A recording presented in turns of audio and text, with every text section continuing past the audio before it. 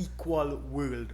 What is an equal world? How do we get to an equal world? What should we be doing to ensure that we achieve this concept called equality?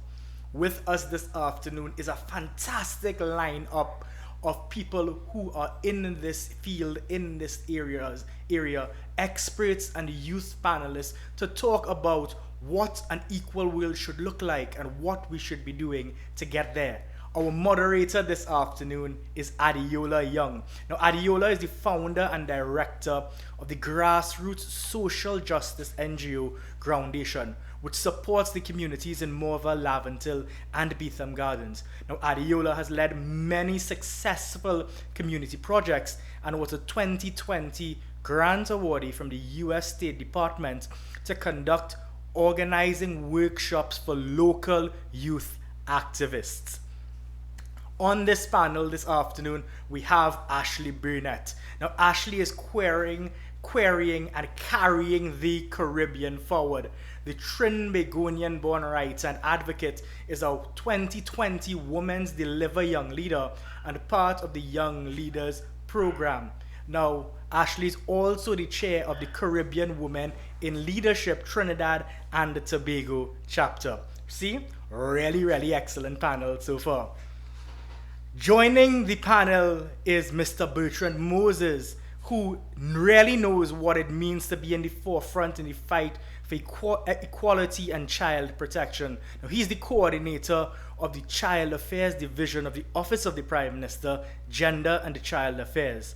We also have with us Kevin Liverpool, who is the administrator of the Caribbean Male Action Network, or CARIMAN, and an Atlantic Fellow for Social and Economic Equity with the London School of Economics and Political Science. Kevin is also director of the Coalition Against Domestic Violence and supports gender equality projects across the Caribbean. Now, these men and women are doing phenomenal work in Trinidad and Tobago and across the region to really bring us towards an equal world. As with all of our panels, we have two very special youth participants on today. We have Zachary and Jenille. Now, Zachary is 17 years old and he wants to be a businessman because he wants to help develop Trinidad and Tobago and support his family. And Jenille is 14 years old and she wants to be a medical doctor to really revolutionize Trinidad and Tobago's healthcare. So it is my absolute pleasure this afternoon to hand over this session to Adeola to lead this discussion on an equal world. Hi everyone, I am Adeola Young and I will be moderating this session on equality and empowerment.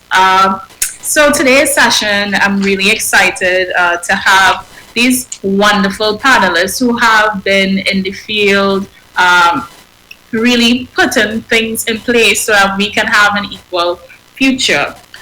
This session I would like to start on my perspective on what an equal world should look like and what things should be happening for us to have an equal opportunity, equity, and understanding what social justice actually looks like.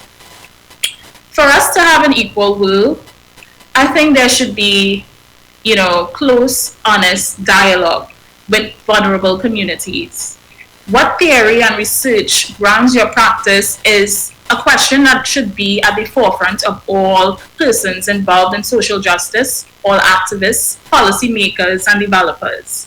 Understanding intersectionality as a concept is extremely important for our ever-changing world. We need to understand concepts such as gender, race, ethnicity, structural inequalities, age, disabilities, and other aspects of a society and its founding principles that can affect the equal opportunities that someone can access.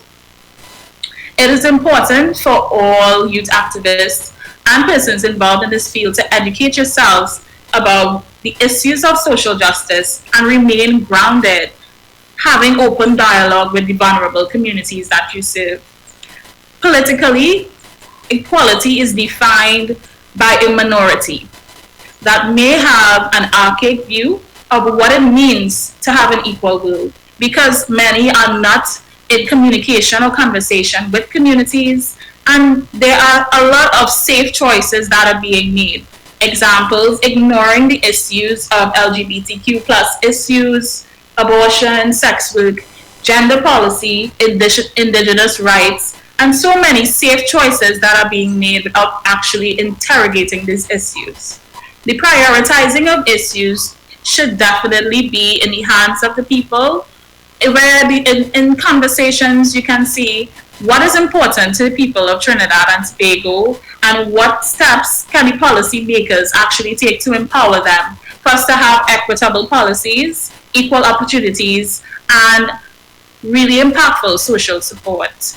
So that is my take on what a future equitable society would look like. And we will go shortly to the youth participant videos by Zachary and Jenille.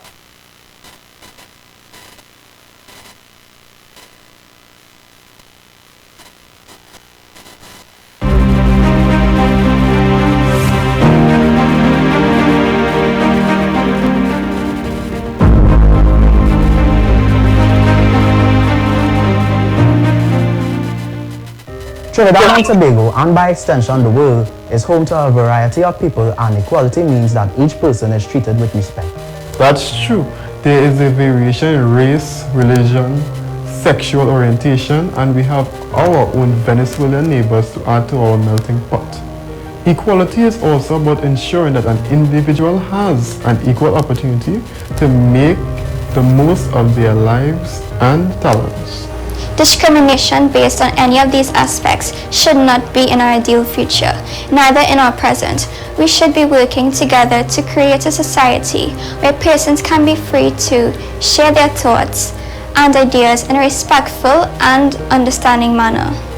Exactly what I'm saying, but you're forgetting something. What about gender discrimination? As a society, Trinbagonians are not properly protected. Domestic violence is something so commonly experienced, but widely ignored. Should not be a part of our society. How many people do you know who are in these situations? There is a 1 in 5 chance that you know someone who has experienced gender-based violence. This needs to change for society to progress. The LGBTQ plus community also experiences discrimination everywhere they go.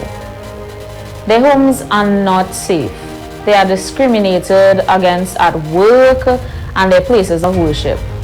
They do not have a safe place.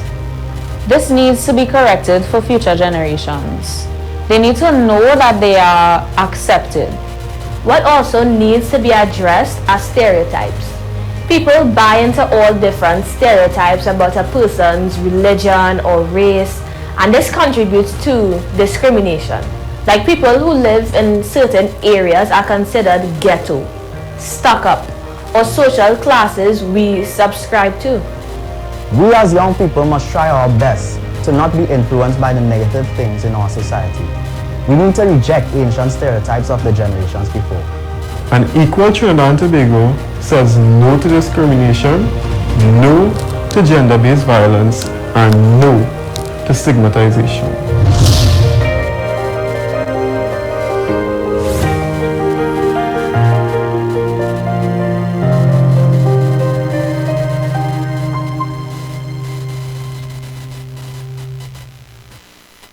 Wow, they could not have said it better. Right now, I'm really, really proud of those youth panelists who have really described what a future should look like with equality. I absolutely love that video. Now, let's get into our discussion for this evening, and I'd like to call forward our first speaker, which you have 5 minutes to discuss your ideas of what an equal society would look like. And I'd like to bring forward Mr. Kevin Liverpool, which is the Regional Administrator of the Caribbean Male Action Network. Welcome, Kevin. Thank you, Adeola. And I'm so happy to be here. Welcome to all the viewers. Really glad that you tuned in. And thanks for the 5 minutes. I will make it tight. So as I'm starting, I want to ask, does anyone know who Lionel Messi is? And some persons may know, but for those who don't know, he is, one of the greatest football players that we have. There's a lot of debates about Lionel Messi, how good he is, how many goals he scores, and the difference he makes on and off the pitch. Really exciting person, Lionel Messi. Well, interesting fact, in 2017, Lionel Messi's annual salary, his salary for a year, was $84 million. And that's a ridiculous sum of money. I cannot even begin to imagine it. I mean, I know sometimes my bank account has $84, but $84 million for a football player for 1 year is insane. You would agree. Well, interestingly, persons wanted to know if there were any women football players who made that amount of money. And they couldn't find any. So they began to say, well, okay, let's combine salaries of the best women football players around the world and see how many women football players it would take to equal Lionel Messi's annual salary in 2017.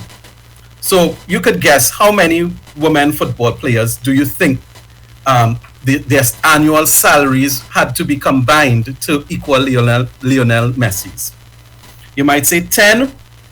No, it's not 10. 50? No, not 50. 100? Not even close. You may say, okay, well then 500, and still no. Actually, we combined the salaries, the annual salaries of 1,693 women footballers, and these are the best women footballers across the top 7 women football leagues in the world. And when we combined 1,693 annual salaries, we got 42.6 million, just half of Lionel Messi's. And this is what inequality looks like. And I will share a definition with you. Inequality means the unequal or unjust distribution of resources and opportunities among members of society. And this is a good example, right? In my work, I look at this inequality when it happens based on a person's gender or sex, and that's called gender inequality, right? What opportunities are you getting or being prevented from getting because of your gender or your sex, right? And that's really what my work is on. And where else does gender inequality exist? If on the football field in sports, but also it exists everywhere. It exists in the workplace, where women globally across the world earn 7 cents for every $1 that a man makes. Or when we look in the government, only 25% of parliamentarians around the world are women. If we look in the home, what we see happening as well is that when we look at the time spent on domestic chores and taking care of children, on an average, countries across the world, women spend up about 4 hours on household tasks and taking care of children every day, while men spend 1 hour, about 1 hour every day. And this is even where women work. So we see that inequality happens outside of the home, at work, in parliament, on sport, but also it happens inside of the home. And why is understanding this inequality as it relates to gender important? Well, you see, it's important because gender inequality is at the root of gender-based violence. The reason why we see gender-based violence is because of this thing called gender inequality. So if we are to stop gender-based violence and stop the violence and aggression that women and girls experience, we must address gender inequality. I once told all of this to someone, and he said to me, well, Kevin, you have to understand this is how the world is. And what I want everyone listening, the one thing I want you to remember and to take away from today is that inequality is not inevitable. It may be how the world is, but it is not necessarily how we should keep the world. So quickly, how can you make a difference? The first is you can learn more about inequality. There are a lot of information online, there are books, there are people you could speak to about inequality. Also, you can join groups that are tackling social issues, that are addressing the problem of inequality.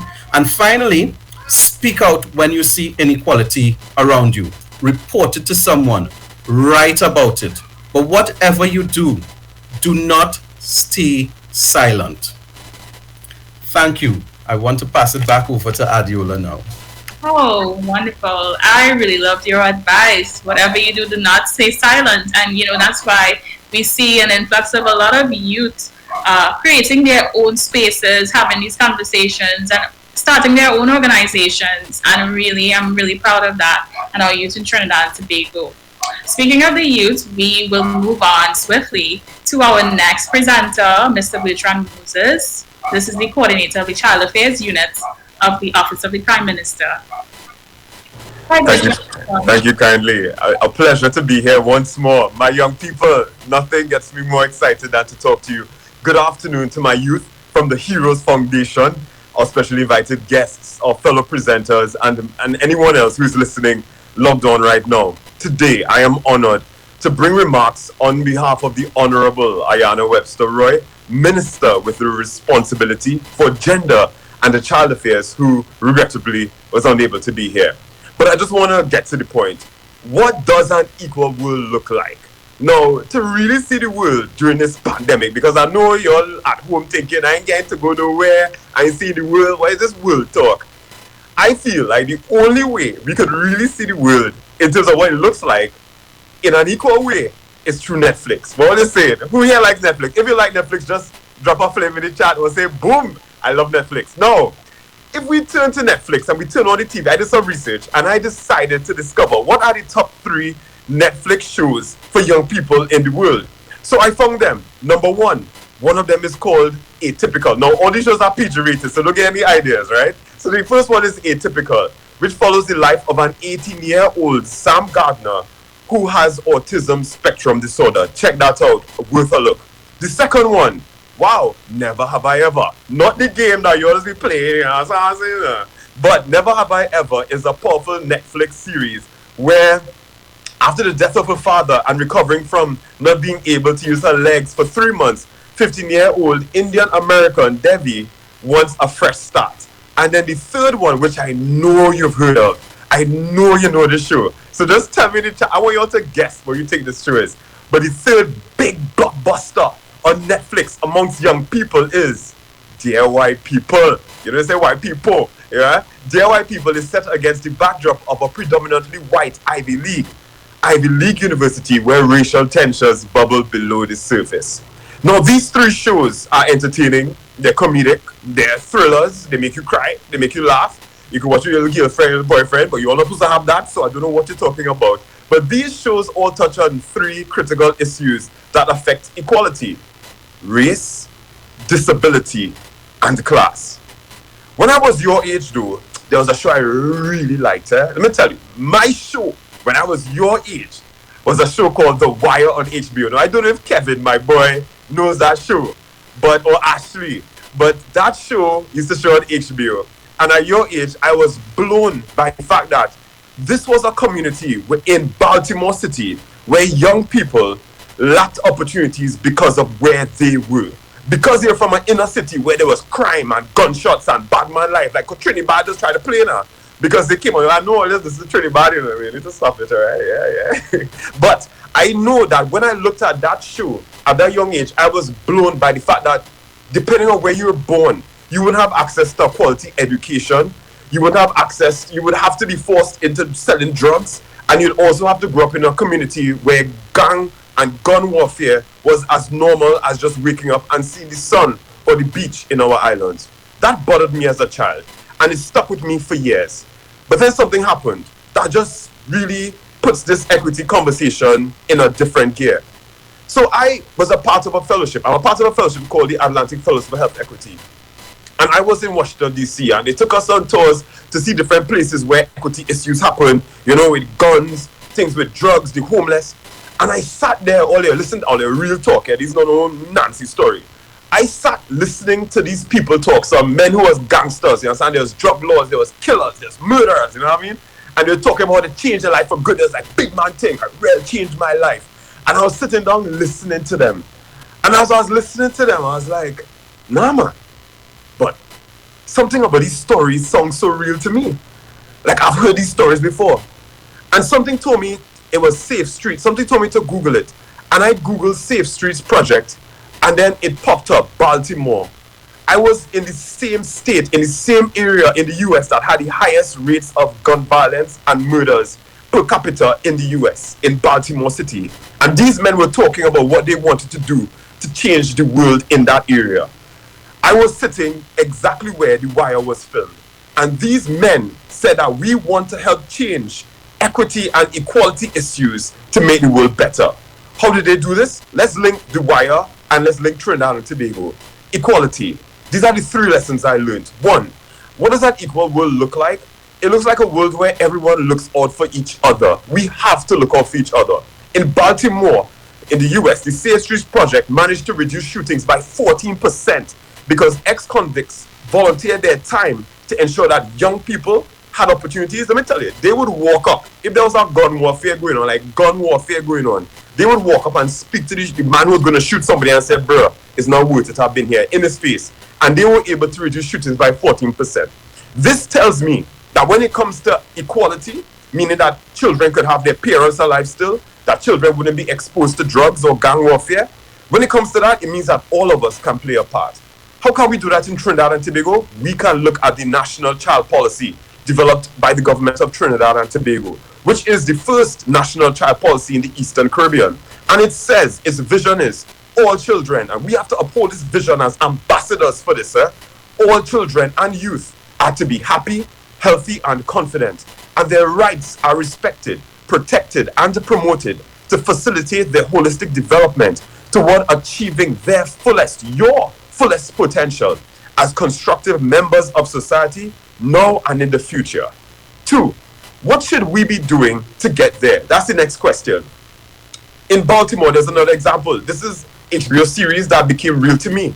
Living classrooms, the Baltimore City Mayor's office, and the Neighborhood Safety and Engagement Organization, they and religious organizations and NGOs came together and said, we need a coalition to fight against the violence against women being raped, women being taken advantage of, children just losing opportunities for an education so they could have an equal place in this world. And so they worked together to create that. In Trinidad and Tobago, we have done work.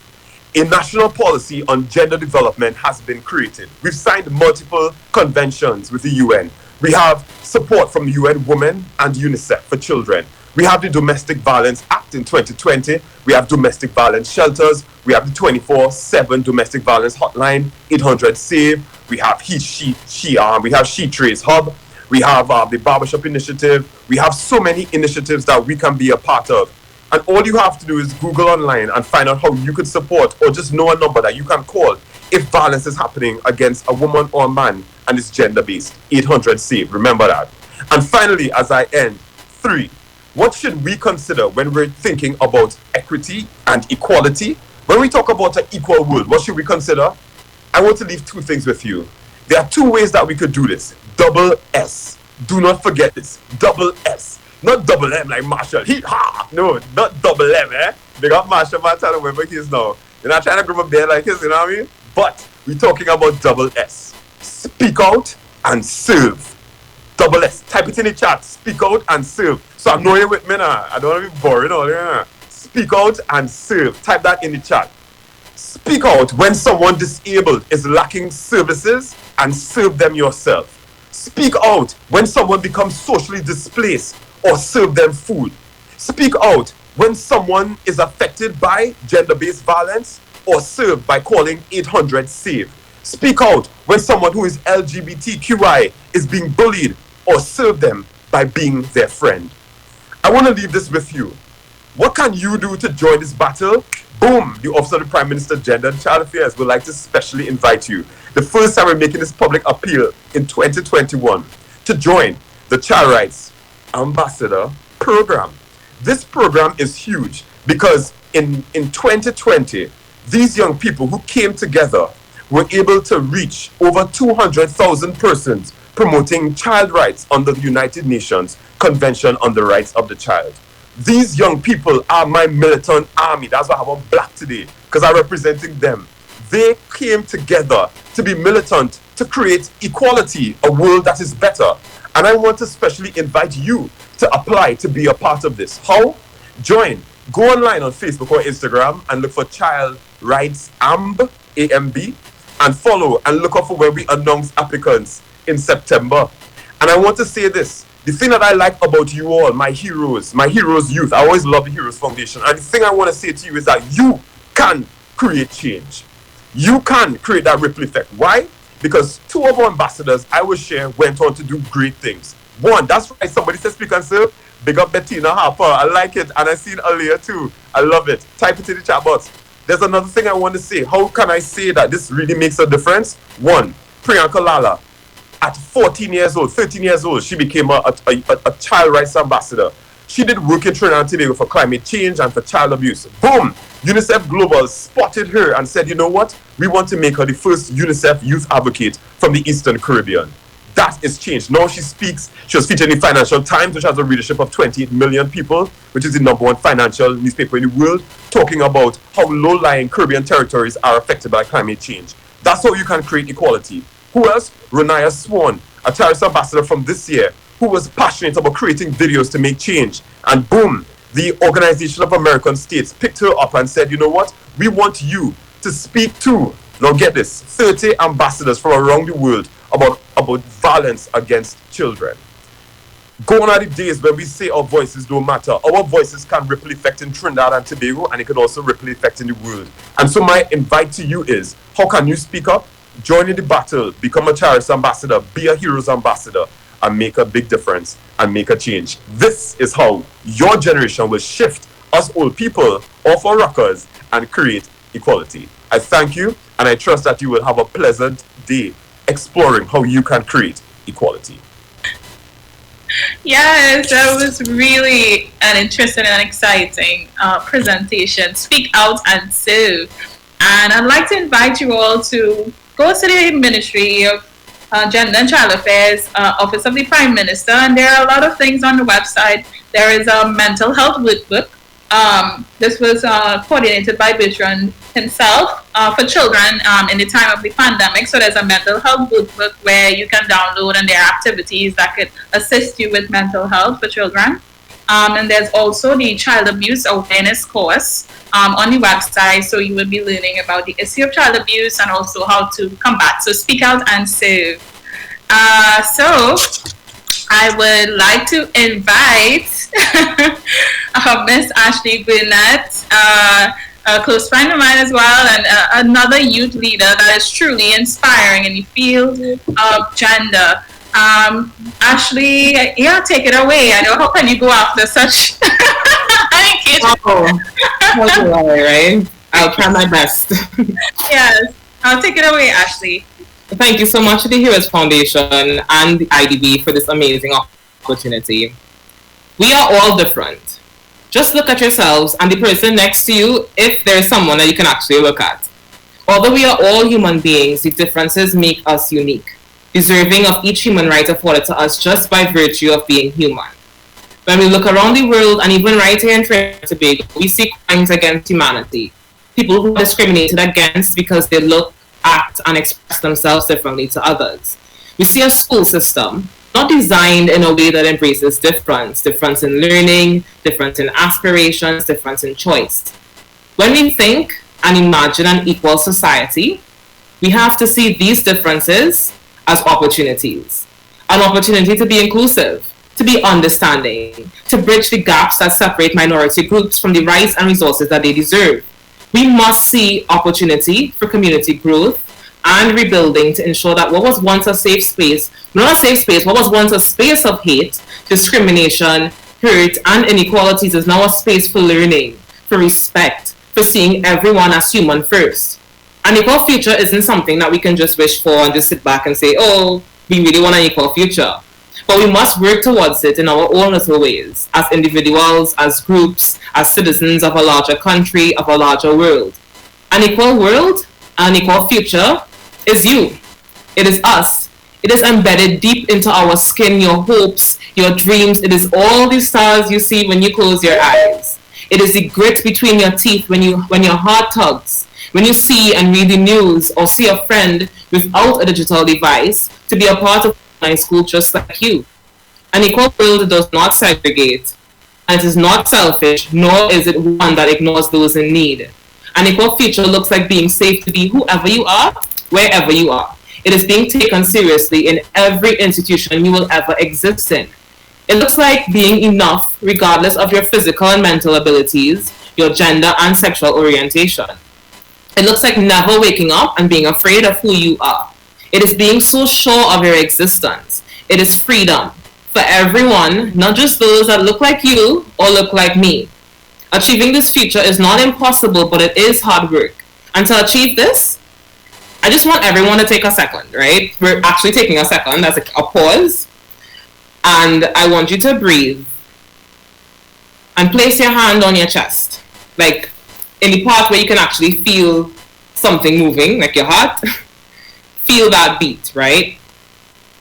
And are you feeling that? You can type yes in the chat. You see that heartbeat?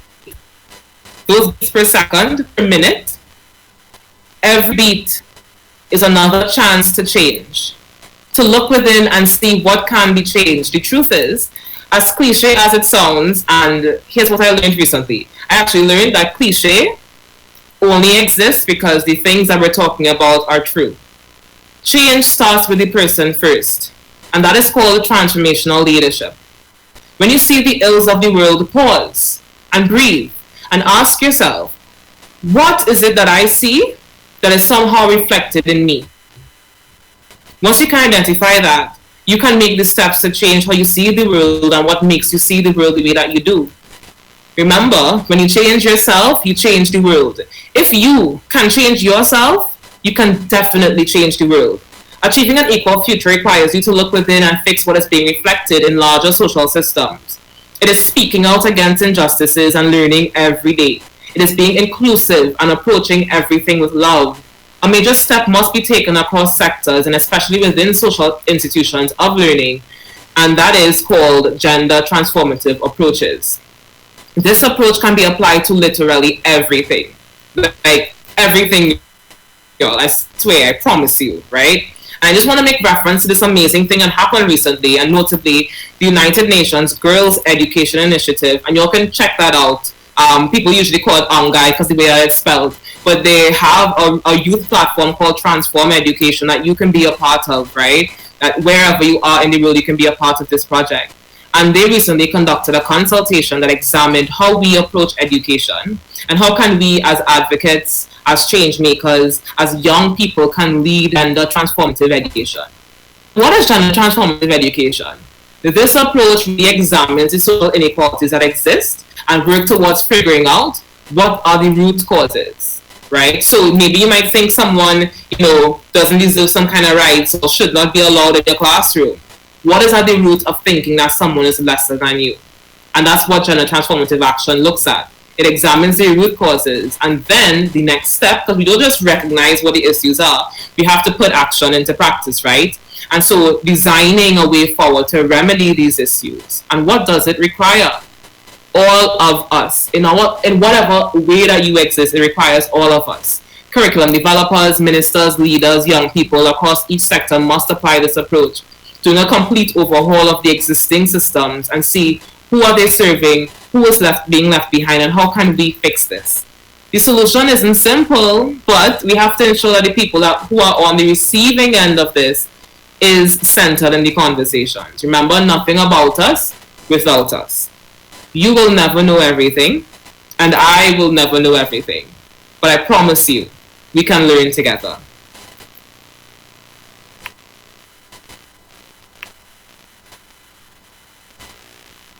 Thank you, Ashlee, for that wonderful Not even a performance, but a wonderful presentation. It's just like you were just so fluent, and I was just like, yes, this is wonderful. We move on to our final speaker, Mr. Jeremy Edwards from the Silver Lining Foundation, another wonderful foundation that does a lot of work on education. I believe that one of their latest publications was on bullying in schools. Okay, Jeremy could not make it today.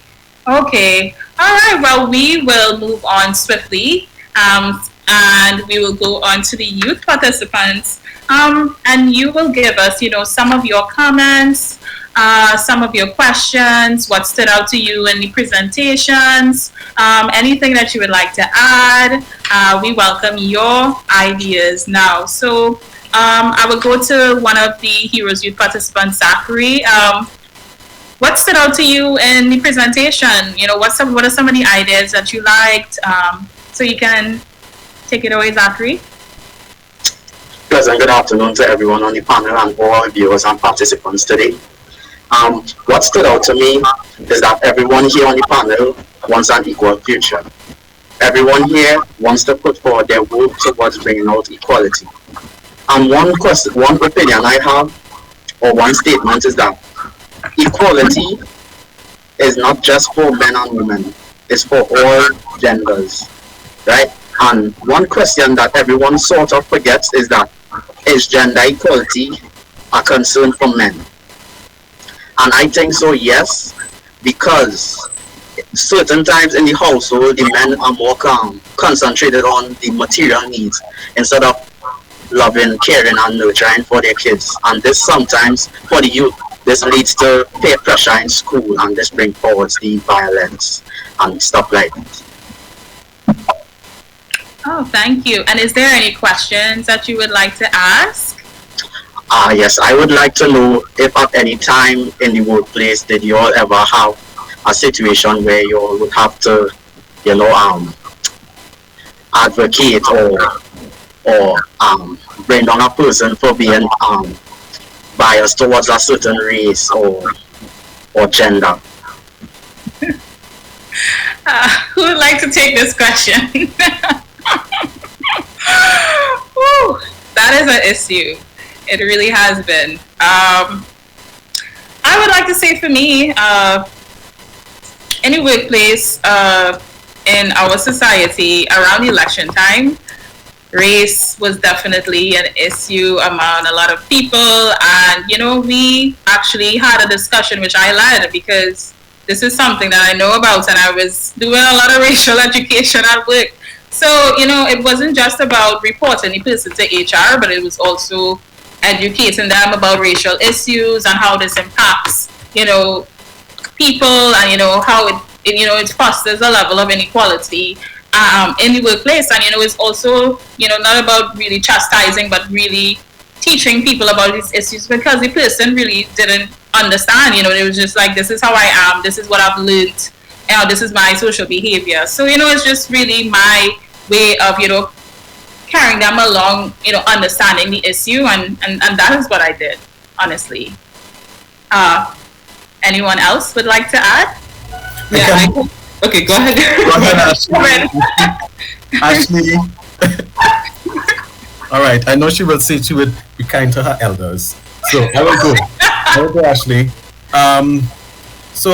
Zachary, that's an excellent question, because I think you're hitting the nail on the head. Because a lot of times we say, speak out. Bertrand coined it nice with SS. But sometimes speaking out comes with its own challenges. And speaking out is not a bed of roses and can land you into hot water. So personally for me, I once worked at a place where there was some practices of racial discrimination. And I could have stayed quiet because it was not necessarily the race that I identified with, so it wasn't affecting me. But I chose to speak out because it was wrong. And because of that, I was victimized and eventually fired because I spoke out. And some of my coworkers were like, but this doesn't affect you. Why you want to champion this cause? and I had to make the point that if something is wrong, then it's wrong, and if something affects some of us, then it affects all of us. So thanks for the question, Zachary, and I'll pass it over to Ashlee now. Thank you so much. I think it exists. I think almost in every place that we will go, there is a hint of it. And the thing is that it's so normalized, and it's almost like second nature that we don't even recognize our biases, like how it ends up manifesting. So even in school, I remembered in university, whenever we will have like group projects, right? We know how people assign roles, and we know who has to do the things. And usually some of the people will just sit back and relax. They were typically boys at the time, right? We just sit back and relax and just let the girls do all of the work and just taking the notes and whatnot. And even like looking at the different workplaces that have existed, not all of them luckily, but you do recognize how you're engaged based on who you are. If you're maybe too assertive, or if, just by virtue of being woman, that when you share any kind of thing, sometimes egos get involved, and so people might feel uncomfortable, like, why does someone talking to me like that? Why is she saying that? When in reality, if a man is assertive, we're going to be like, oh wow, he's real tough, like, but when a woman is assertive, we hear all the bad things, and it happens even with our friendships. It happens across the board. So it's something that we really have to look in, and I heard everyone talk about it with really examining where these inequalities come from, and most times it's because of how we're socialized. And I love that Adeola mentioned that, because I'm really training my brain to be understanding of where people are at, because I used to struggle with that a lot, like keep thinking like, why don't you know this, but realizing I didn't know that like before, and we're all learning, so it's important. And we are all learning. I'd like to take it over to Jenille, the other youth participant. Can you tell us like what stood out to you in the presentation, your opinion of what issues need to be discussed, and any questions that you would have for the panelists? I think the information so far was just very insightful, and one thing that stood out to me was when Mr. Liverpool was talking about the football and Messi's salary compared to women that were probably just as good as him.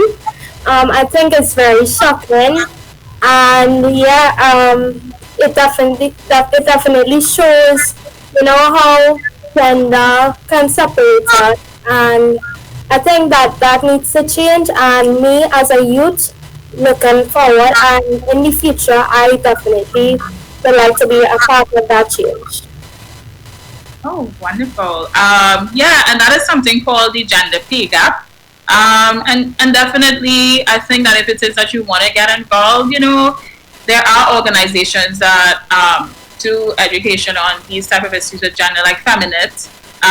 So you can join, different organizations that give you this type of information, so you can know, hey, this is the gender pay gap, this is what this means, so you need to, really look out to groups and join and, have discussions with people who are in the field, and there are many youth leaders that are willing to work with you, and you can be a youth correspondent and, give your ideas and prioritize what, these organizations should be dealing with, in your school, at home, and wherever, what are groups that you are involved in. It would really help us assist in, carrying the nation forward in terms of equality. And child ambassadors as well, That is what it's all about.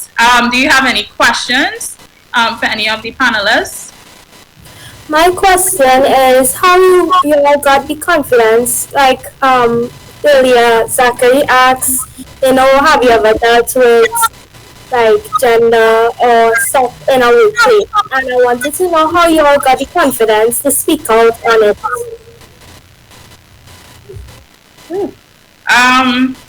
Again, for me, I can begin. I got the confidence because of doing gender at university. There was a women's studies course. It was a foundational course that I did, and it taught us about, the inequalities that women face, sexual harassment in the workplace, different issues that I could name. Naming the issue is very important. So actually me educating myself gave me the courage. So I could call this out and say why this is wrong and how this affects me.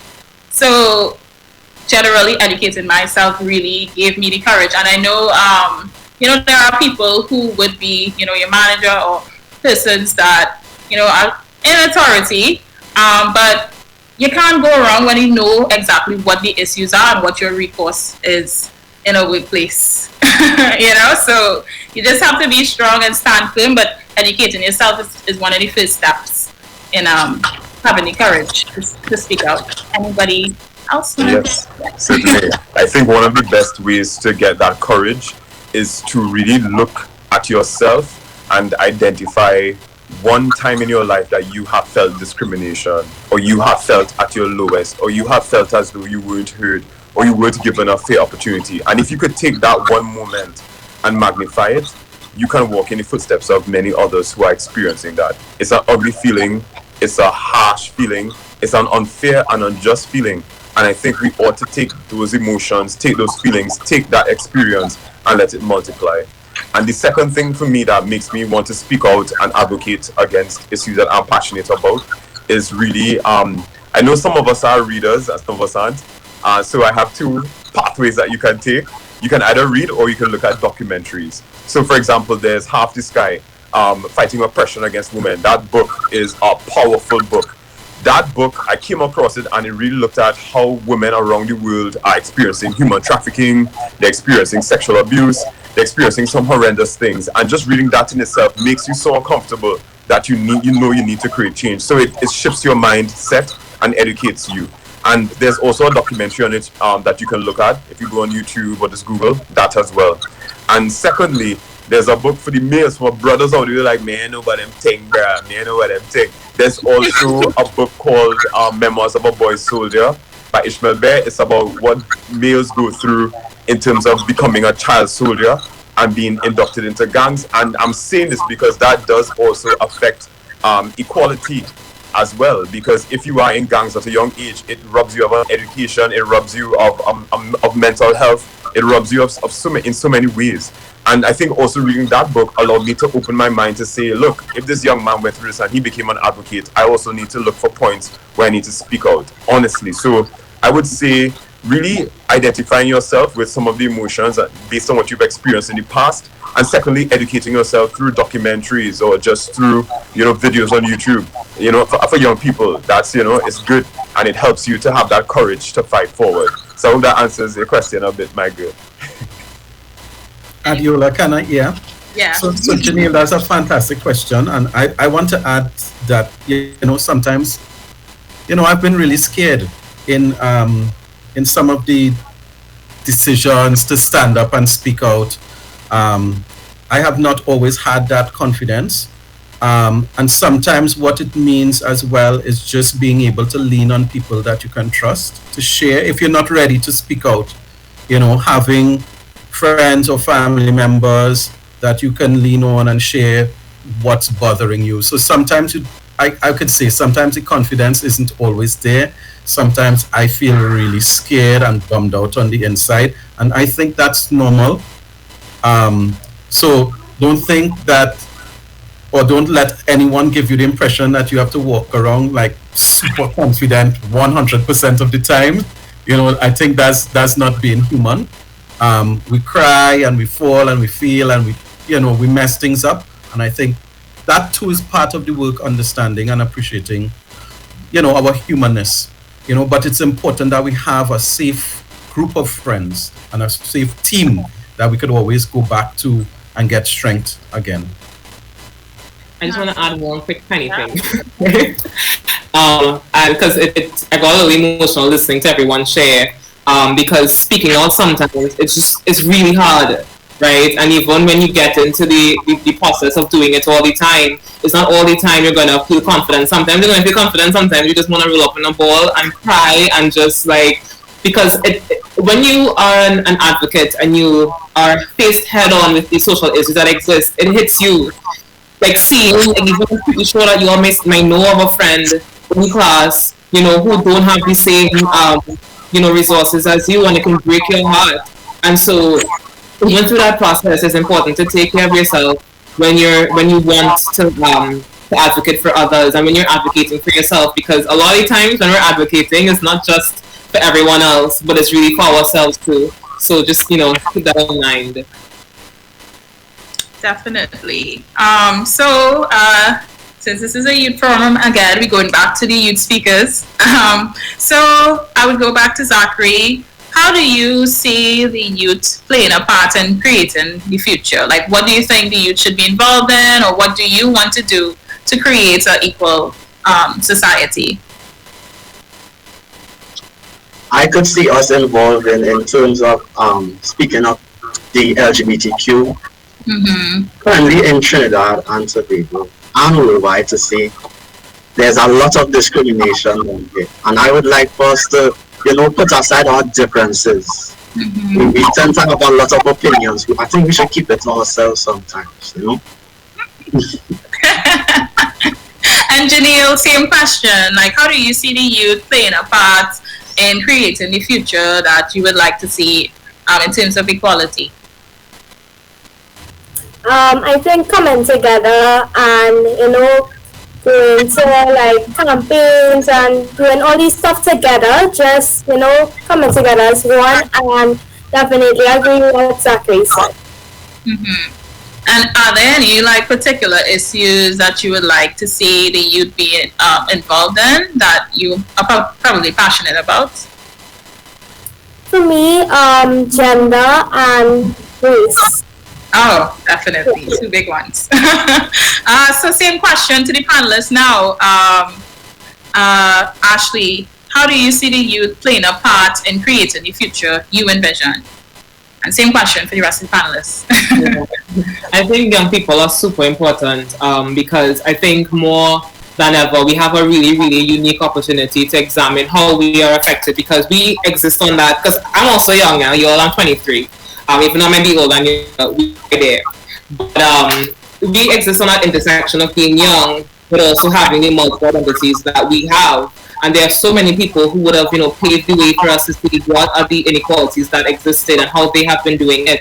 But we have the energy, we have the knowledge, and we really have that power to be able to speak up, right? It's really important to seek a mentor. So there's that lovely cross-section that exists where you're young, you're definitely going to be taking up. I mean, look at y'all, like, I can't, y'all, this is like beautiful, seeing young people so passionate, right? But you all are going to be the next ones to take over, and so it's important to seek a mentor, somebody who's already existing, doing the work, because they're going to take over. So have that intergenerational dialogue, you know, be a part of things, volunteer. I know volunteering, you don't make money sometimes, but volunteering is super important, because I started off, I mean, most things I do right now is voluntary, not everything, but how I ended up learning about gender and gender justice was through volunteering. Like, I would have seen events happening and couldn't afford tickets, and I would volunteer so that I can be able to just be in the room and just listen to what is happening, right? You're ushering people in, but your ears speak to listen to hear what the speaker is saying, right? But that's so important, and I feel like what has to happen, because you all are very capable, young people are capable, because I feel like young people are doing everything to be invited into these spaces. Sometimes you just have to walk in these spaces, but those that are in power, who's listening, you know, ministers and different leaders, you have to have young people as partners. Not like, oh, we're doing this for young people, but they're partners. They know a lot, and we're building this future for them. So young people play a really big part, and I really hope that you see your power, because it's hard when you're excluded from spaces and you don't think your voice matters, but trust me, it matters. And without you, it's really nothing, you know. Maybe think about it, yo. Remove young people from the equation and realize nothing, and have nothing, right? So okay, we move on to Bertrand. How do you see the youth playing a part in creating the future you envision? That's excellent. I mean, Ashlee did an amazing job. She covered everything that in my mind. She just jumped on it. So I am extremely happy about that. But what I would say though is, of course, I just want to piggyback on the volunteering piece. Please, young people, volunteer. It's a funny world where you're taught that if you give freely, you'll be taken advantage of. But trust me, there's just some law to life that when you give, it comes back to you. So I just want to really affirm you in your volunteering. You will learn great leadership skills, how to solve problems, conflicts, how to manage it. It's a great foundation. The second way that I see you playing a part is through social media. I am telling you, your voice and your ability on social media surpasses anything that we old people can do, you know? And the way that you all have been able to champion the use of just different things, you know, TikTok and creating videos and graphic designs and using Canva has been phenomenal. We made an experiment at the Office of the Prime Minister in that I said, you know what, we're going to sit back and let the Chariots ambassadors take control. And they were able to do projects, two of which stand out to me. They were able, in 2020, they were able to reach, based on social media metrics, over 100,000 persons through videos that they created on themselves and also Canva social media graphics on 3 of their favorite child rights. And that metrics blow us away. There's no way, I'm being honest, that we on our own would have been able to reach so many people with messages that were so positive and youth-centered and youth-creative. So I want to encourage you all to create messages and have your friends share them. And the last thing that I would say is apply to the Chariots Ambassador Program. It sounds like a shameful plug, but it really moves me because one of the things, there are 2 things that we're doing with it. One, within the National Child Policy Committee, we have a Child Rights Ambassador Subcommittee, and it's made up of 9 young people who includes a child living with a disability. She is deaf, and so we have an interpreter for her. Then it's also made up of a child from a children's home. So he himself shares views that are from that perspective of a community residence. And then we have a child from Tobago, and then we have other children in it. Different races, different demographics, different types of schools. And when they come together, the way that they see the world is completely different from what I would expect. So all of the ideas that I have, to be quite honest, I throw them out the window and I allow them to shape it and create it. So they've created animations, they've created projects that just different views of things that we would have. And the second thing we're doing with them is that we're going to, next year with the Chariots ambassadors who apply in September, we're going to align them to every ministry that has something to do with youth and child development. And it's going to be a project, it's based on the policy. They're going to be aligned to either implement, develop, monitor and evaluate a project from beginning to end, or join on and make it better. And then we're going to measure it to make sure that their input is actually taken into consideration. And for where I have been sitting, I'm seeing that our young people are taking control, like the ones I mentioned who are going from Trinidad and Tobago to global stages and being heard. And I can guarantee you, applying through that is a safe space where it's child-led, it's child-focused, it's youth-driven, and it's something that has the entire team sitting back like, wow, it is, the future is now, it is in your hands, and your energy and your perspective are powerful. So, I mean, I get goosebumps, so I'll stop now, but please, yo, just get involved, you know what I mean? Just get involved, all right? And Kevin, to you, like, how do you see youth playing a part in creating the future you envision? Yeah, thanks, and thanks, Ashlee, for sharing your age. I'm just a little older than you. Just a little. So yeah, the volunteering piece is really important. I want to re-emphasize that. Young people have so many ideas, and I'm not saying that in a patronizing way. They really have ideas that challenges the old or the traditional way of thinking, you know. And what I want to encourage the viewers and the other members of the panel, the youth members of the panel, is use the potential and the gifts that you have. You know, so if you like writing, write it down. You know, if you like music, put it in a song. You know, whatever is your skill, you know, what comes naturally to you, use that. You know, everyone's path is different, but I think we all want the same thing, especially within this context. We want an equal world and an equal future, equal Trinidad and Tobago, equal Caribbean. So use what you have, use the gifts you have. I would admit sometimes adults kind of lock young people out of spaces, you know, and only turn to young people when we want to do a focus group or just want to get some feedback on things. So look for those spaces and look for those organizations that really are trying to center their work on young people, and enter those spaces and take advantage of the opportunities available. Don't be afraid to disagree with the way things are or the way things have always been. Challenge it, because that's the only way change can happen. I'm really hopeful of the future because I know that we have this very conscious young people. And when I was your age, I wasn't this conscious about all these social issues. So I am really hopeful about the future. Use what you have and make a difference. All right. So we're moving back to the youth participants again. What opportunities would you like to be available to you in order to prepare for your future, in terms of not only creating an equal world, but what opportunities would you like for there to be for the youth, and that you see that is not really there or that is lacking in the country? What opportunities would you like to see available? We could move to Zachary. Speaking of the campaigns and a lot more of these type of forums, because honestly these days we don't see a lot of these. This type of forum, you don't see it, and I think it's very powerful, and it sends a message out there to all of the youths to participate more in these type of stuff, so you could empower the future, gain more information and knowledge. And Jenille, same question. What opportunities would you like to have as a young person to prepare for your future, and not only in terms of equality, but also for you to get more involved? I would have to say the forums, the forums, and just the campaigns, and finding new different ways of doing. So I think someone mentioned earlier about how young people, technology, we become more with technology, and so using the forum and using the technology to inspire you. And and panelists, again, what opportunities do you think that should be available to youth to prepare for the future? We could start with Ashlee. I think there's so many there are so many existing campaigns and programs, but I think it's how it's marketed and where it's at. I really think it's important for us to go where young people are, right?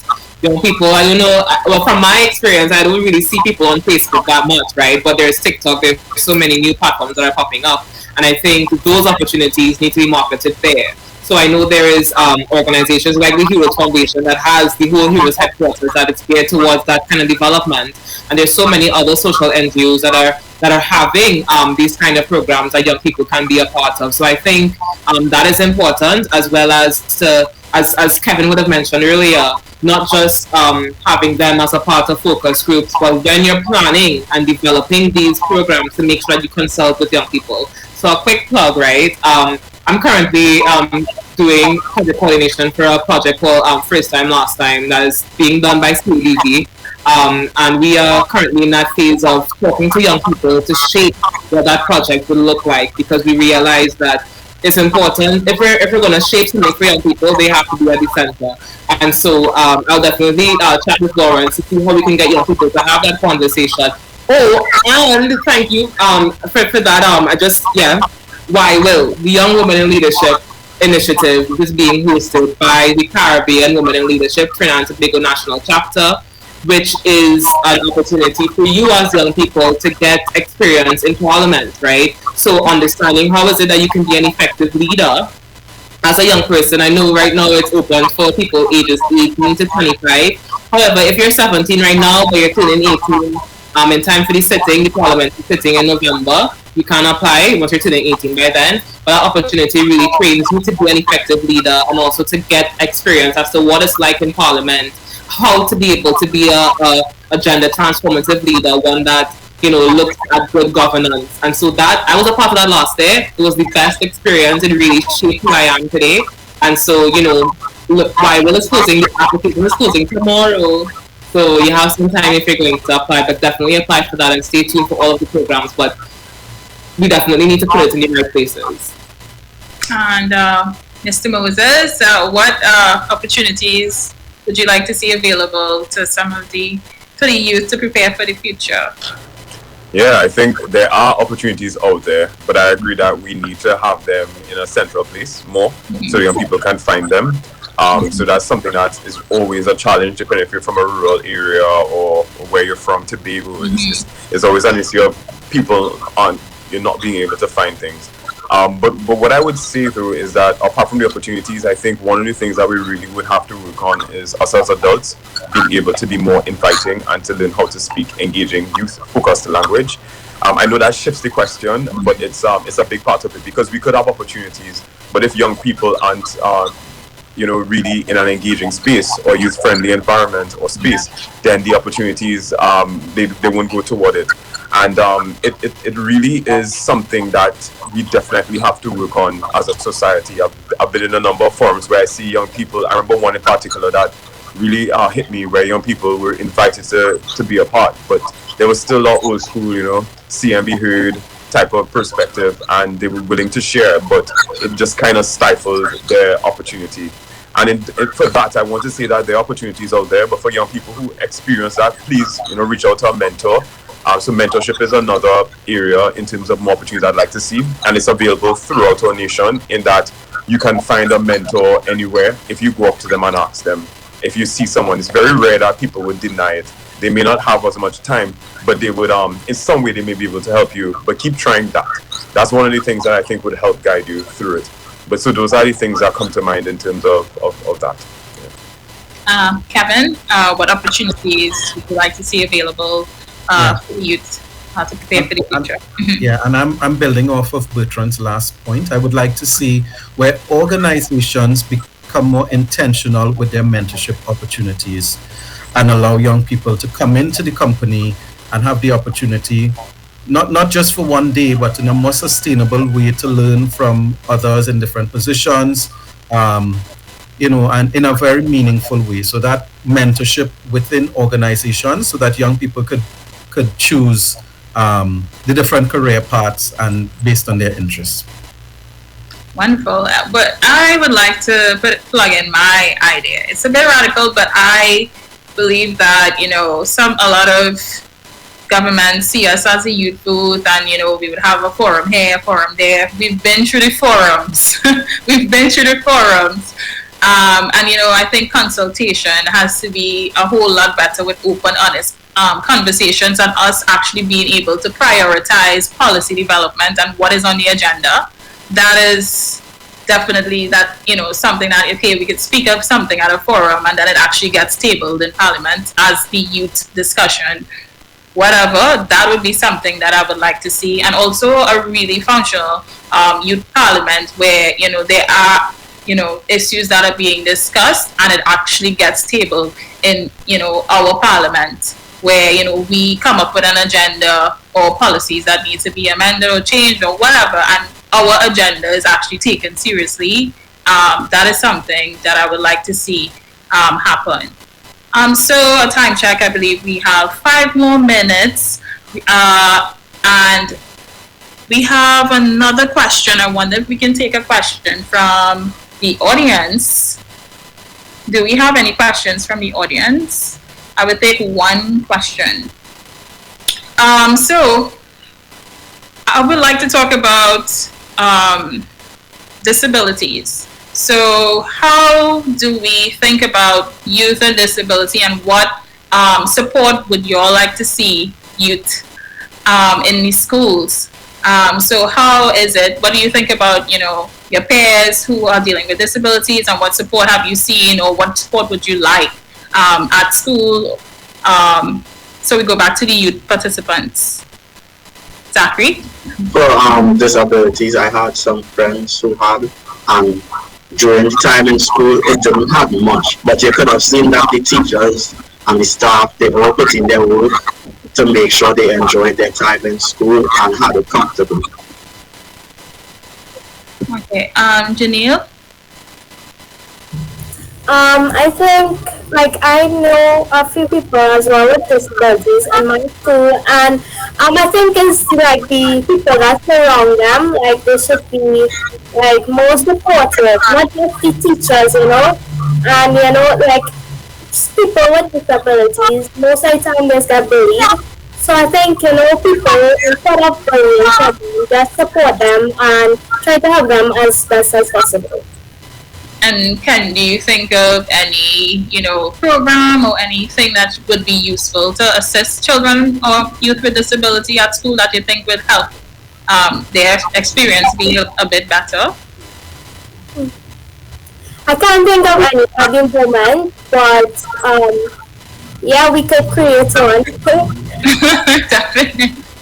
Okay, so I can go to Mr. Moses. I believe that you would have been involved in some of these aspects, and in your portfolio as the child affairs coordinator. Can you share if there's one example who wants to deal with youth with disabilities, to have that social support tools or? Yeah, definitely. I think one of the things that, if it's from the perspective of what a young person can do, it really involves that whole double S thing, serving and speaking out about it. When you see a friend or a peer who isn't having access to the same opportunities, I'll be quite frank with you, which I always probably would get in trouble for. But nonetheless, I remember when we were developing national child policy, we had, years ago, we had some focus groups to begin. And a young person, we invited a wide range of children, and a boy said, sir, every year, he was blind, and he said, sir, every year we get our Braille textbooks at the end of the school term. And that blew my mind, because I think what we have on paper is that children with disabilities would receive their Braille textbooks in the school term. And then, of course, it shows how the systems aren't always connected. And that stuck with me. That was really about 3 or 4 years ago, and that stuck with me since then. And it really just reminded me of the importance of students advocating, of teachers advocating, of parents advocating and speaking out when something is happening, because quite often people who sit at different levels aren't aware of it because they think that everything is working fine.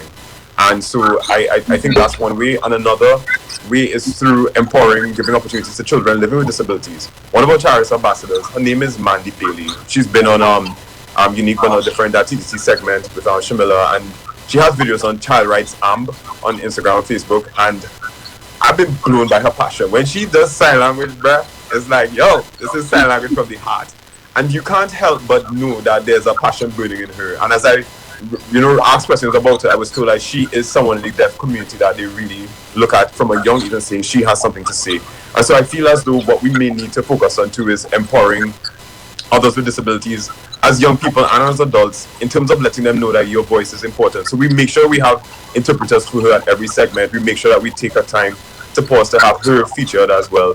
And those are some of the ways that I think we can create the change. It really begins with this grassroots type of approach, I find, and then it really bubbles up. So I want to encourage everybody, all of you amazing young people, to keep that in mind. It's never, don't think that your voice doesn't matter, it doesn't contribute, because I'm seeing that voices are mattering and contributing.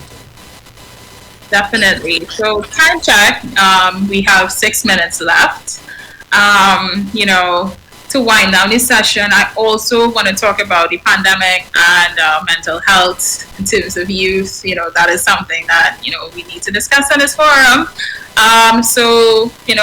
Zachary, back to the youth participants again. What challenges with mental health do you think is prevalent, or, that, you would have experienced or senior peers experienced with the pandemic and school, and, what do you think can be done to support the youth in the pandemic in terms of mental health and, education? So we can start with Zachary. Yeah. One thing I've seen is that a lot of them have been stressed out because I was in Form 5 at that time, and a lot of us didn't really have the mindset to continue going throughout and studying more throughout this time, because it was like we hope we could just sit down and relax. A lot of them didn't study to do anything. And in my opinion, I think that if we, at that time, didn't have paper 1 and 2s, I didn't think a lot of us would have passed. Because if it had the paper 2s, a lot of us wouldn't have passed, because of the mindset a lot of them went into at that time. And I think to improve this situation, we should honestly have more people encouraging us more, pushing us more to the review, because it was just going to class, study, come out. It wasn't like encouraging or anything like that. It was just we home for we could do anything we want.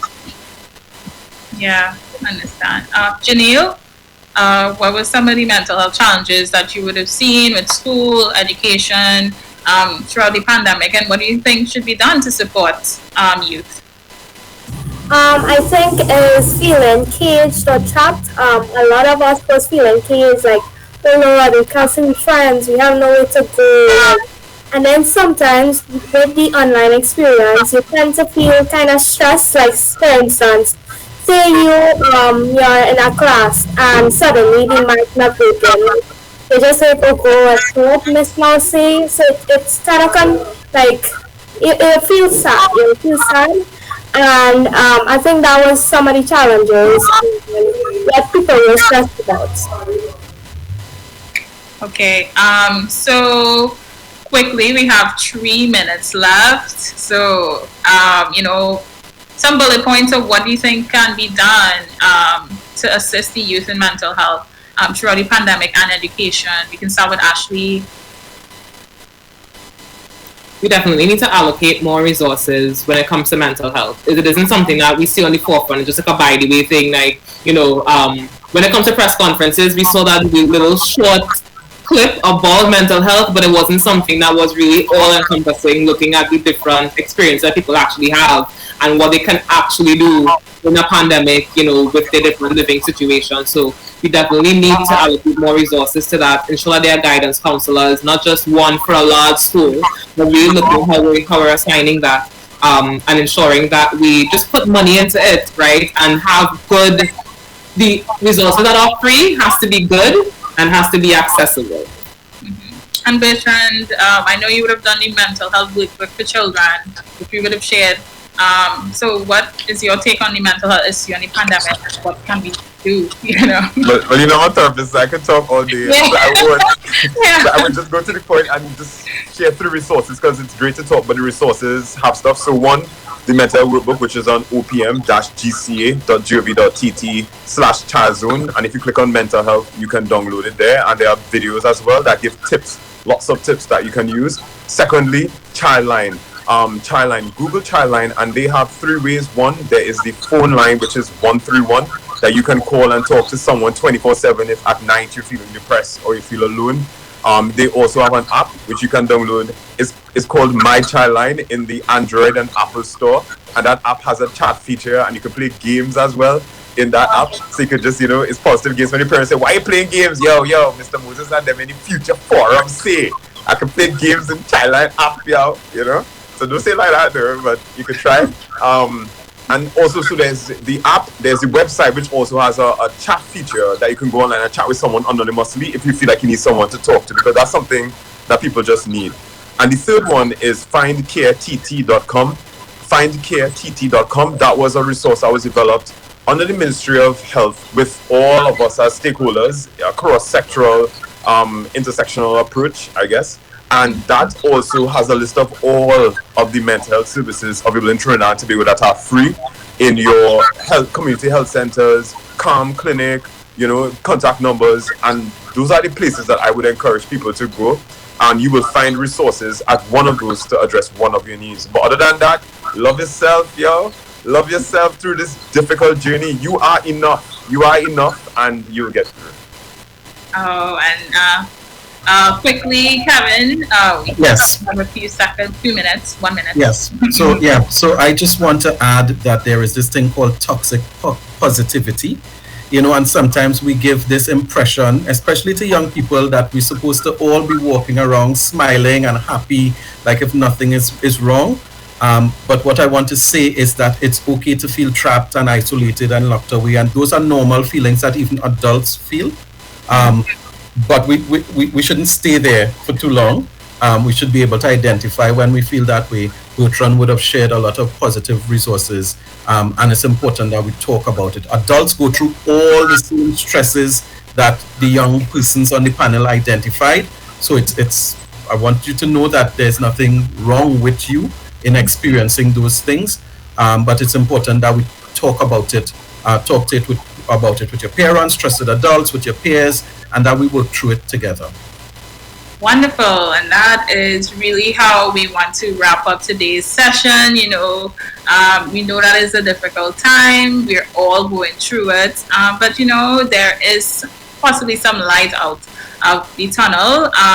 Thank you, youth participants, for coming today and really being engaged in this discussion. This was an amazing discussion for us. Honestly, I really, really enjoyed this. And join, volunteer. I'm always open. You can message me, if you want to join different organizations. There are a lot of youth organizations out there. I formed my NGO. Ashlee formed her own NGO as a young person, and we have been doing really well.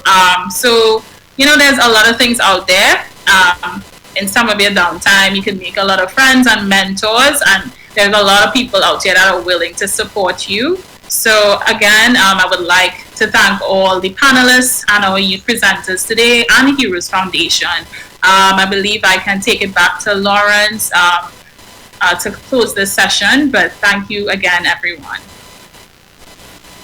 Thank you so very much, Adeola, and this really phenomenal panel this afternoon. I mean, you heard it from everyone. Equality begins now. Equality begins today. Equality begins with us all.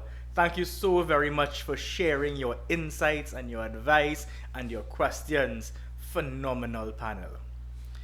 And now we really get to get in there with the young people of the Heroes Foundation who've been listening to all of the sessions today to give their views and their thoughts and their feedback on all of the ideas that they heard. Now, joining us this evening is the chairman of the Heroes Foundation, Mr. Joel Monty Pemberton, who will be having this discussion with our young presenters. So it is my absolute pleasure this afternoon to welcome to Future Forum Mr. Monty Pemberton, Jovanna, Sian, and Nyssa.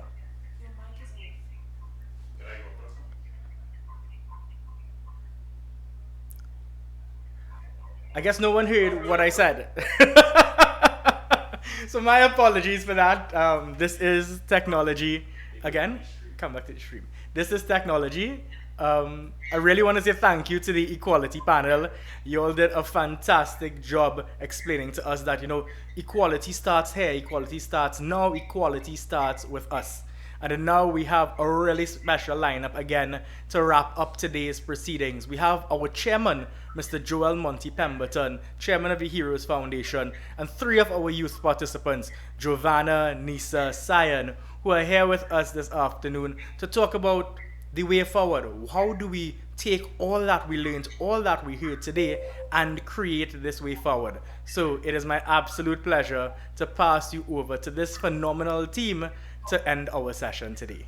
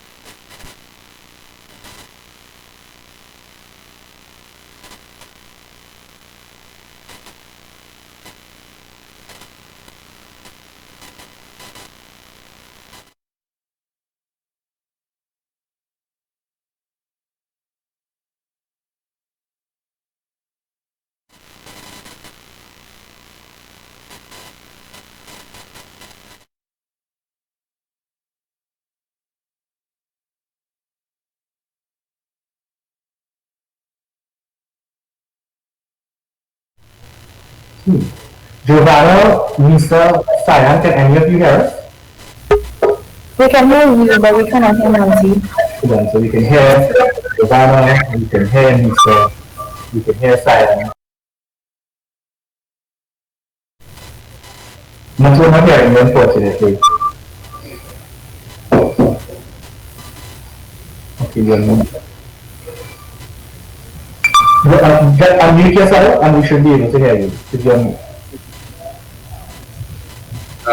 Yes, we can hear you perfectly well now. Alright, okay, great. Okay, sorry, I was talking to myself, similar to Lauren just now. How are you ladies doing? Good, sir, and you? I'm fine. Not too bad. I'm really happy to be here with you all and to meet each of you all and the rest of the panel, the rest of the participants in this forum, which is the first forum we've ever had like this. So really eager to hear how you guys thought it went so far. What are your initial thoughts from today? What are you hyped about? Please share with me, your thoughts, and let's have an open discussion. and how we take this forward. Well, I thought it was very motivational. I thought the conversations were very informative. Some of the things that was spoken about, I learned something new today, so I was glad about that. And a lot of the topics, so we had education, energy, and equality, some of them I may not have been too passionate about before, but after hearing the conversations that were had and how they were passionate about it, and everything motivated me to want to get involved in these things. So I hope that in the future that it would have more opportunities like this where I could take part and I could share my view on these certain topics. Excellent. How about you? For me, it was very engaging, and I felt like I was listened to, even though I didn't express my opinions live about most of the topics. I felt like I was heard, because most of my concerns in particular areas and most of my thoughts, they were voiced, and they made me feel like they cared. They genuinely cared and had an interest in the topics that were discussed. So I felt really listened to. I felt very listened to. That's good. I think we could find out, what do we do afterwards now they've listened to you? We have to do something to make it action or for it to happen. So we could talk about that afterwards. Nyssa, how about you? Basically, it's the same thing that Sian and Jovanna said. It is the same. I totally understand. I felt like I was heard without speaking. If that's understood. Like, I felt like everything that I possibly have said before to like other people outside of the Future Forum, as if everyone. As if they heard when I was saying that, and they came in Future Forum and was like, "Oh, this is what Nyssa said." So we're reiterating. So it was good that it had people who understood what I was saying for a long time to other people outside of Future Forum. So that was good. Isn't it amazing that sometimes you sit at home alone and think we're the only ones going crazy when everybody else around us going crazy as well? And then when we create this forum to talk about it, we realize we're all crazy together. We can do crazier things together. And sometimes having that conversation is really, I guess, as Sian was saying, listen but realize that we're not alone. We're not alone with this. We're not alone with the world is in a major transition, right? You have green energy, you have oil, you have gas. You have what is it going to be? I come from the oil and gas sector. And it's like, well. We used to be drilling wells in 30 years' time. We probably don't want that. Different conversation, right? So it's good to know that, for me, that we don't sit at home alone thinking it's only us. That it's all of us. And, if we come together, the power of that team can make the changes we want to see. Right? Yeah, and I would also just like to say that, being a part of the generation, I am a part of these conversations. You can't really get away from it. Like everywhere on social media, these conversations happen, and I'm grateful for that because it needs to be spoken about. And I think this forum was done on a very large scale, but I think we could work on ways where these conversations could happen all the time, and ways that we could change need to happen all the time, whether it's through social media, short videos, whatever it is, but it should happen all the time. So Jovanna, so that's a very interesting point. So how do you make that happen all the time? Well, I think, whether it's a post to share, whether it's a video to share, we live in technology era, so things move very quickly. So I think a simple, someone having an opinion, someone having a speech or essay to say, they could write it, share it on the internet, a video, they could speak, share it on the internet. I think we need to use the internet more to really talk about these things. And after we speak about it is also the initiative to take. So I think a lot of things needs to be put in place for us to be able to actively participate to help change. So I'm some people call me crazy. So I'm going to challenge three of you, all right? Because because I quite like that idea. And we also at Heroes have a foundation, a technology platform with SharePoint and so on. And Lawrence is innovative with Keyron and so on. They could create a chat room where you could come in virtually, set up meetings like this, and just have your own forum. But sometimes, we get caught up in the day-to-day activities that we need other leaders to step up and do these things. So we could provide a forum and you guys can come in and do what you want. And maybe that's something that we should put down and maybe this team take leadership on, right? And say we're going to create a forum and I'm sure Lawrence is there listening somewhere, probably stating, oh my God, I've one more thing to do. But create like a chat forum within the foundations, the technology platform where, you can come in on a Friday evening online, maybe not a Friday, but a Friday evening online, virtually share points, etc., take points. And if you want, send, if you have action points, you need help with, send it through to the foundation, to ourselves, the board, Lawrence, if you need help with, so, we could see things and that momentum going, as I call it, the crazy ideas. I'm trying to remember what Steve Jobs says. There's a video he had where the world doesn't change by normal people. It's the crazy ones who change the world. There's a quote on it. I'll get it while we're talking. So who's going to take the lead on that? I think that it's a great initiative because we already have access to being in Heroes, which has allowed us to voice our opinions on various stuff that we had ideas about. It didn't force us to change, but it welcomed the change. It welcomed us changing, if you know what I mean. Because most of us had ideas that we weren't so confident about, but when we joined Heroes or became active in being part of Heroes, we realized that other people had the same ideas. It didn't make us feel alone. We felt more encouraged to reproduce more ideas, and it became a big space where we could learn, share new things, and create. So I feel like something like that on a bigger scale, or a more diverse scale, more accessible, it would be really comforting for some people, because you never know who could have an idea that could possibly change the world. And I found the quote from Steve Jobs, so can I read it to you all? Alright, that's it, but that's not quite it, Lawrence. Here's what it says. It says, here's to the crazy ones, the misfits, the rebels, the troublemakers, the wrong pegs in the square holes, the ones who see things differently. They're not fond of rules. You can quote them, disagree with them, glorify or vilify them. The only thing you can't do is ignore them, because they change things. They push the human race forward, and while some may see them as the crazy ones, we see geniuses. Because the ones who are crazy enough to think that they can change the world are the ones who do.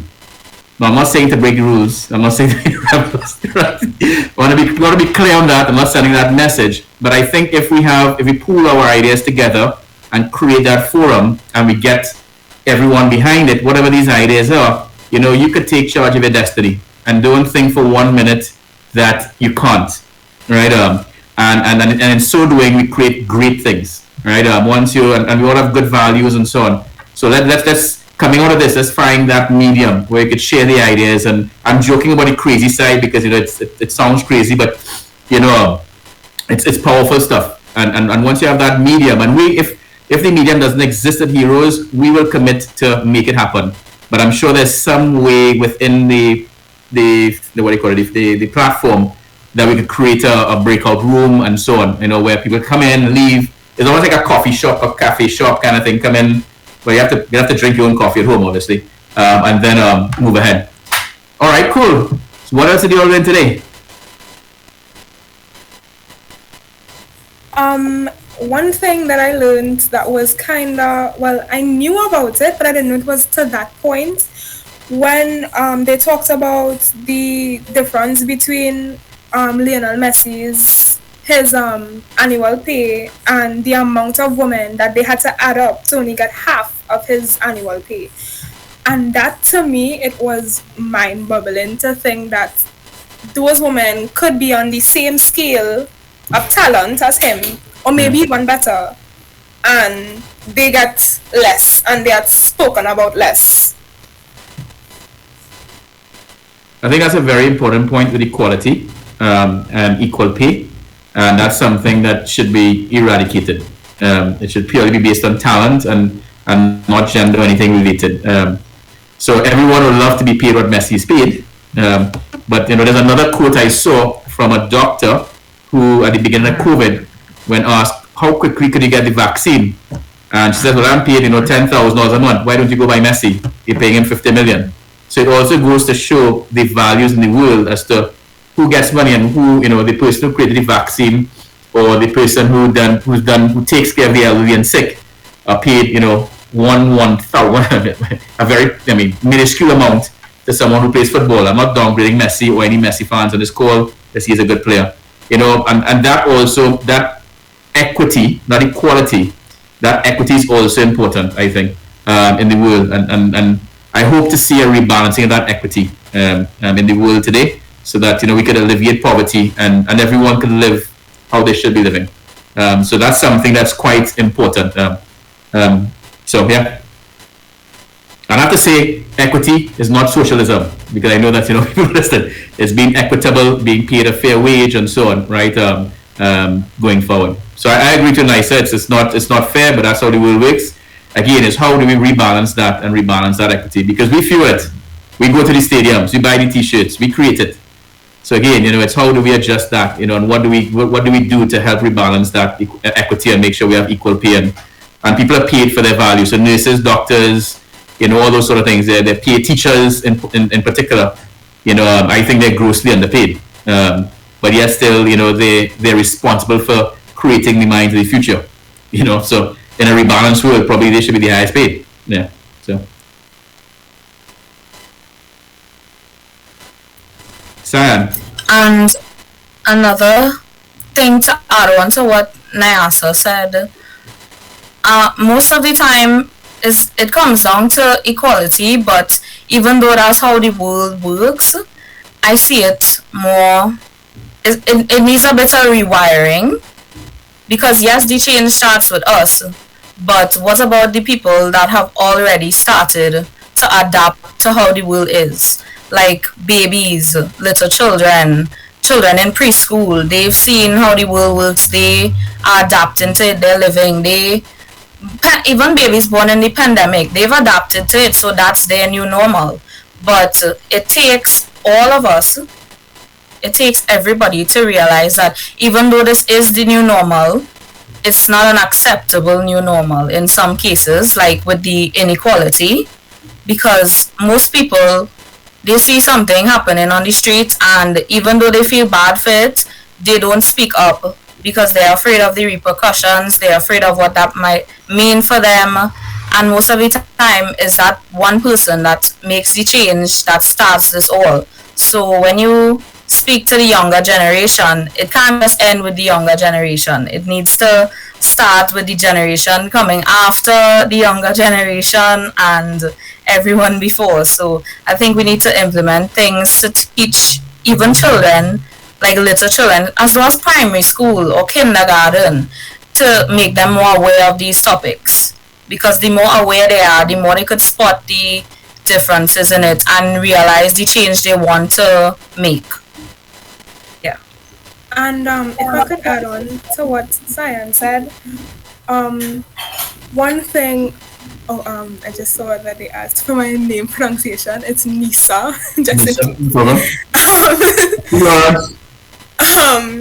Also, another thing, I have a thing where adults do where they're like, well, you're not too young to speak on these topics, or you're not too young to know about these things, or you shouldn't be talking about these things because you're not of age to be, or like the big people talking, so go by the little children.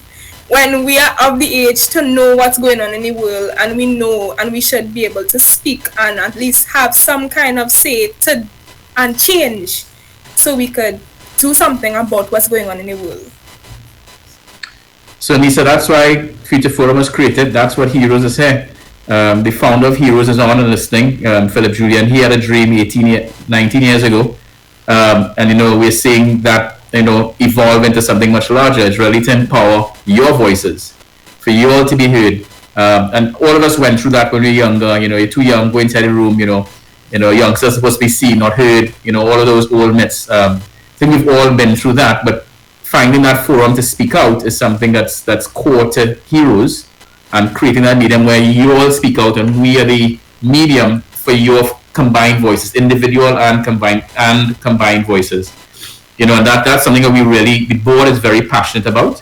And I must say we have a very good board. And they're very passionate about that. And I think this is the start of something great. So how do we take what we're doing here and ensure we continue it? That's the important thing, that it's not a one-stop shop that we end this here. This is a journey, right? And this journey will continue when we're long gone as well, because it's a continuous evolving journey. We are here to pass on the baton, right? And we keep on passing on that baton. So it's important we keep that in mind as well. It will never end, because in 30 years from now, the kids will come to you and say, "Well, I'm not being heard on this as well." They might say that as well. So we have to be prepared also for that change and also to pass on the baton. So that's what we're trying to do, like Nyssa. So we need your help, and everyone's help to make sure that continues. And coming out of this forum, we expect to see a lot more of that empowerment of your voices and delivering that to the powers that be, and also looking at ourselves and changing ourselves as well. Because as older folks, well, I'm still 21. We also have to change our mindsets, and you're helping us change that mindset as well, and that's something we have accepted, and we are learning how to change our mindsets as well. So it works both ways, and thank you for that, Nyssa. Jovanna. Yes. Well, taken from the forum, I remember when Mr. Philip Julian was speaking about energy. He said to start something that makes a positive difference in someone's life. And I really took that away, and it really speaks to what Heroes does, because again, in the education, when they were speaking about mentors and fostering, these dreams that youths have to change the world, Heroes really helps with that, like is a step in that direction, and I think that's where we should be heading for, because a lot of the times we would speak, and I have these conversations with my friends as well, and my siblings as well, and we have all these ideas that we could implement to change the world, but is really who's listening. And I think Heroes really helps with that aspect of who's listening, because from this forum and from previous things that Heroes has done, we get to see, we get a voice out of this platform, and I think there needs to be more programs and more forums and an initiative to really listen to specifics of what youth have to say and how they want certain things to be changed. Yeah. Noted, yeah. So, Lawrence, you heard that, right? So we need more future forums. Probably more regular, probably a quarterly, shorter version, maybe. But we'll certainly think about it and see how we could manage that, yeah. All right, I think we're running out of time shortly. So in going forward, what do you think, what are your recommendations? I know we've come up with some action, some points to go forward. What would be your recommendations of how do we ensure we maintain this and create something sustainable from Future Forum? What would you recommend to the board, right? As what you want to see, going forward, and how Heroes could help facilitate that, and through the Future Forums, further empowering your voices and so on. What do you want to see? So we could put that into action. I think that in addition to more future forums, we need more platforms like Heroes. We need a start of different organizations for not just us, not just our ideas, but also the younger generation after us, their ideas too. Because sometimes little children, they have views and they're like, oh wait, and you're like, wait, I didn't think about that, what is that? And it starts new ideas where we have a space not only for us to share ours, but think of other people's own as well, not big regardless of age. Because some people, they tend to see the world in a different view to others, regardless of their place in life, what they're doing with themselves, anything other than that. And most of the times it's They're ideas that make the change. So what we need more forums, more places, more organizations like Heroes founded so we could share our ideas or even just meet to talk about our ideas, just to know that we have somewhere besides Heroes that we could be heard. Okay. We can be heard. Yes, okay, agreed. Are we taking notes? I believe this is recorded, yeah?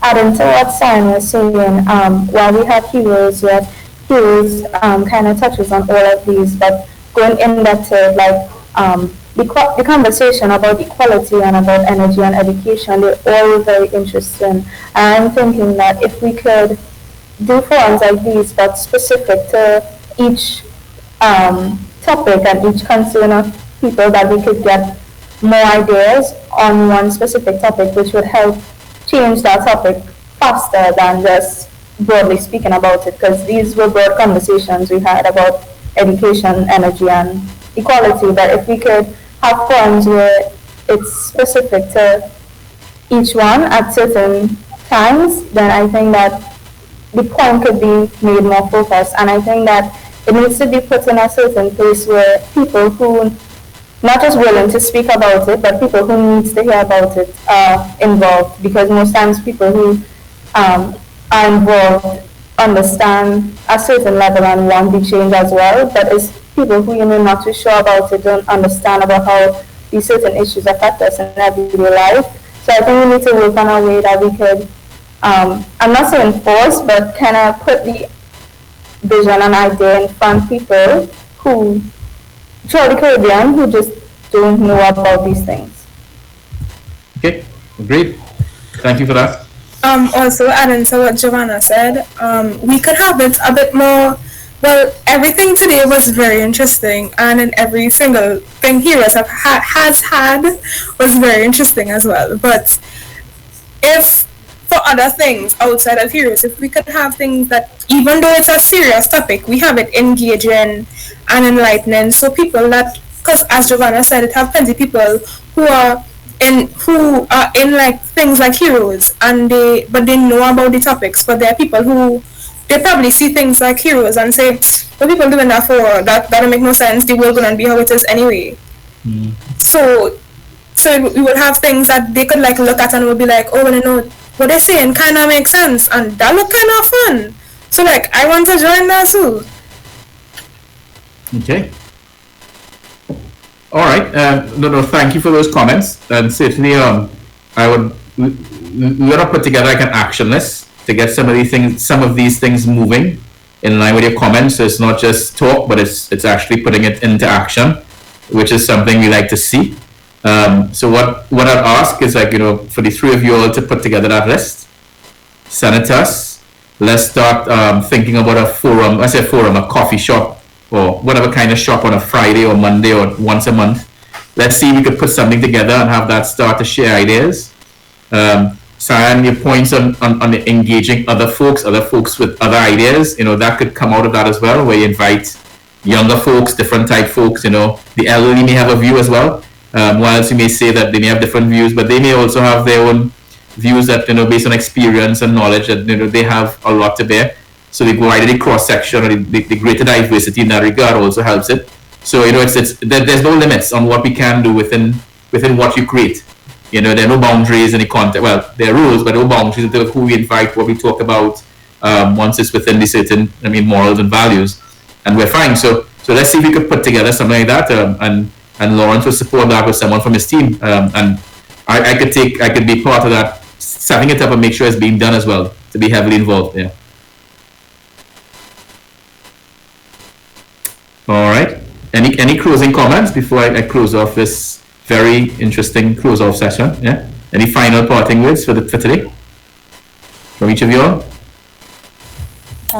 I would. Go ahead. No, it's okay. I'll finish. I still need to put all my words together. Okay. I would just like to say that it was very informative. I was glad I was a part of it. I hope that we could have more discussions like this in the future, more in depth, more actual actions to change rather than the information. Because I think we all, information is everywhere. If we read, watch certain things, we could learn for ourselves. And I think it's really the action that we need to take place. We need to figure out, step 1, 2, 3 of how we're going to do this. And then I really hope that everybody looks forward to the second day, because there's a second day and there's a lot more that we need to hear and learn about. Okay. I am really grateful for this opportunity, because I know a lot of people may have had stuff that they wanted, opinions that they wanted to be voiced, but they didn't know how to put it. So I'm grateful that I got to have this chance to speak even a little bit about stuff that I'm passionate about. And Future Forum really gave me the opportunity to see everyone's perspectives on it, as most of the time I'm also only looking at my perspective because I'm afraid of how it would seem to other people. But to see everyone's else perspective also lines up with and co-exists with mine in the same way is really refreshing to see that. So I really look forward to day 2, and I'm really thankful for this opportunity. I'd also like to say thank you for this opportunity, and thank you for everything that that you all taught us today. Everything, I learned some, as well as whoever else that are listening right now who learned.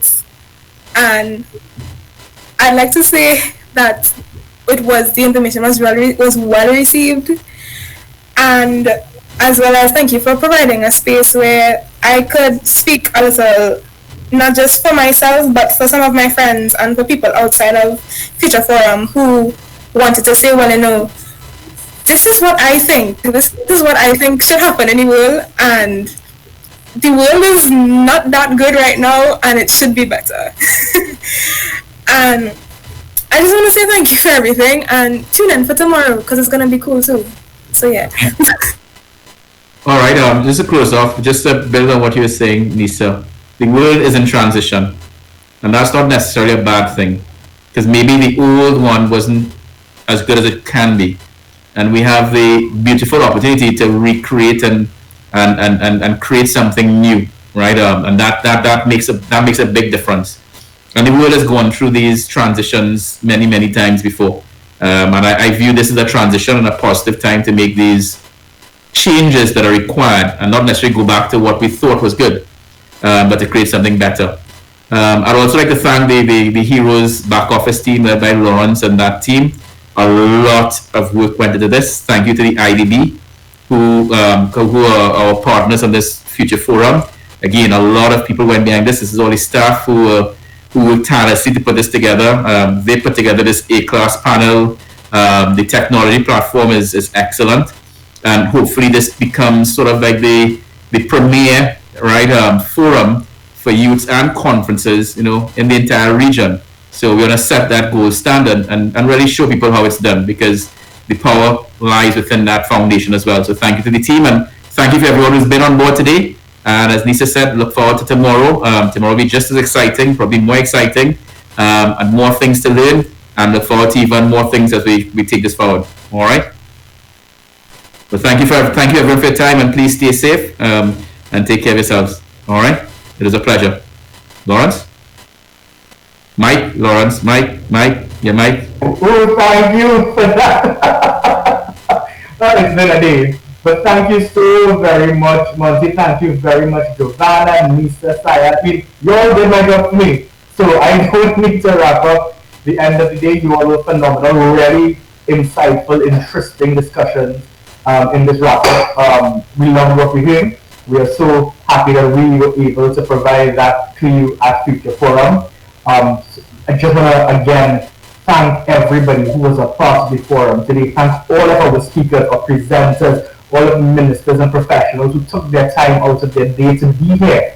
All of our Heroes Youth participants who sat on the panel. We have something really special coming up that we'll tell you all about really soon about these really extra special young people. Thank you to everybody for tuning in I mean, the forum is about us, all of us, everyone, you, the person on this forum right now. It's about all of us. So please share your comments, share your questions in the chat. Like Monty said, we will be capturing everything associated with the forum, putting it together, and then sending it to the people who need to know about what the youth in Trinidad and the Tobago have to say. You know, to our Heroes team and our volunteer team that helped put Future Forum together, thank you. Tomorrow we'll be touching on technology, agriculture, and arts and culture. Like Jovanna said, it's another packed, exciting, interesting day. So we hope to see you all tomorrow. Everyone have a fantastic evening. Stay safe. Follow the guidelines because we're still in a pandemic, but we're in it together. We'll get through it together. So have a fantastic evening, everyone, and we'll see you all tomorrow. Take care.